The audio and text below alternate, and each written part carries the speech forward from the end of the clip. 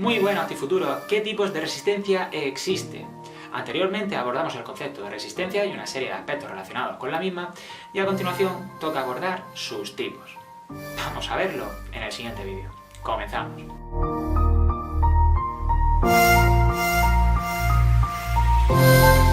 Recuerda que la resistencia es una de las capacidades físicas básicas que mayor relación tiene con la salud y que podríamos definirla como esa capacidad psicofísica de oponerse a la fatiga con independencia de la duración del esfuerzo. Dicho de otro modo, la capacidad que tenemos para soportar la fatiga frente a esfuerzos prolongados. Ahora, ¿qué tipos de resistencia encontramos? Atendiendo a numerosas clasificaciones, vamos a centrarnos en los dos tipos más conocidos, esa resistencia aeróbica y resistencia anaeróbica. En primer lugar, la resistencia aeróbica hace referencia a esa capacidad de realizar o prolongar un esfuerzo de intensidad baja o moderada durante un tiempo y con aporte suficiente de oxígeno. A su vez, se distinguen dos tipos, la capacidad aeróbica y la potencia aeróbica. En primer lugar, la capacidad aeróbica se refiere a esfuerzos de más de 15 minutos de duración. La frecuencia cardíaca ronda entre las 120 y 150 pulsaciones y la intensidad está cercana al 50-70%. Comentar que aquí se produce un acúmulo de 2-3 milimoles de lactato y un ejemplo de actividad de capacidad aeróbica sería el maratón.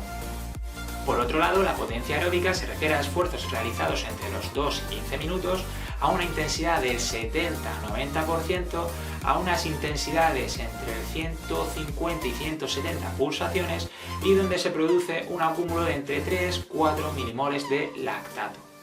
Un ejemplo de ejercicio de actividad de potencia aeróbica sería una carrera de 3000 metros.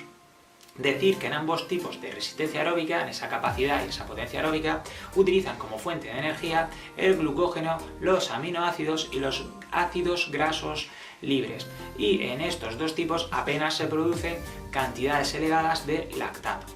En segundo lugar, el otro tipo de resistencia es la resistencia anaeróbica, la cual consiste en la capacidad de realizar o prolongar un esfuerzo de elevada intensidad sin aporte de oxígeno.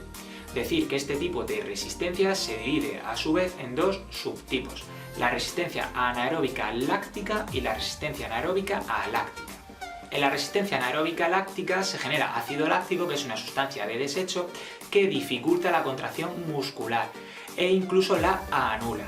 Además, disminuye el pH. Y decir que en esta resistencia se utiliza como fuente de energía el glucógeno y la glucosa.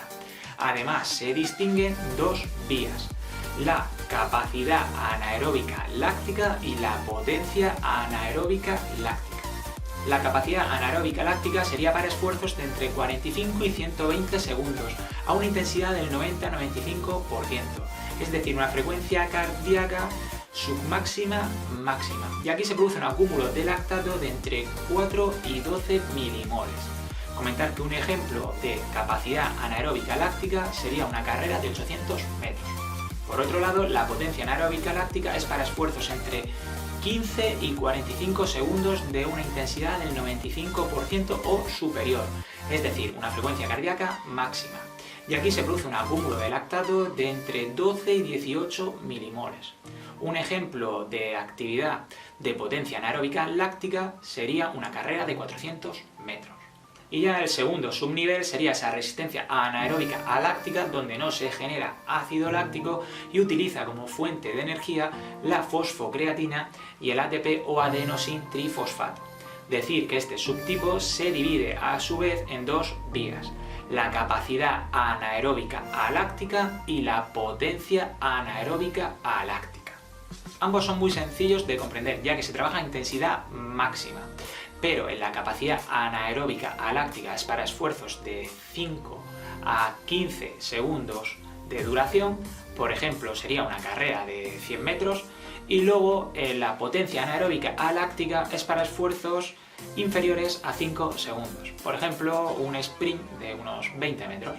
Estos dos tipos, la resistencia aeróbica y la anaeróbica, es la clasificación más utilizada según la forma de obtención de la energía. Pero existen otras clasificaciones de resistencia, por ejemplo, clasificar la resistencia según el tiempo de duración, es decir, resistencia corta, media o de larga duración, según la musculatura implicada, si trabajo de forma local o de forma general, según la especificidad de la prueba, si voy a trabajar la resistencia general o de base o resistencia específica, según si participa la resistencia con otras capacidades condicionantes, como por ejemplo la fuerza-resistencia o resistencia a la velocidad, y luego según la forma de trabajo de esa musculatura. Podría ser resistencia estática, resistencia dinámica. Es decir, hay un sinfín de clasificaciones, pero la más utilizada es aquella que clasifica la resistencia según la forma de obtención de la energía, que es la que hemos utilizado, esa resistencia aeróbica y resistencia anaeróbica. Y bien, esto ha sido todo por hoy. Recuerda que puedes profundizar más sobre esta capacidad con el vídeo sobre la resistencia, la condición física, las capacidades físicas básicas, y si quieres saber algún método de entrenamiento para la mejora de esta capacidad, ya hemos hablado del Farley y el entrenamiento en circuito. Así que nada, espero que este vídeo te haya servido y nos vemos en el siguiente vídeo.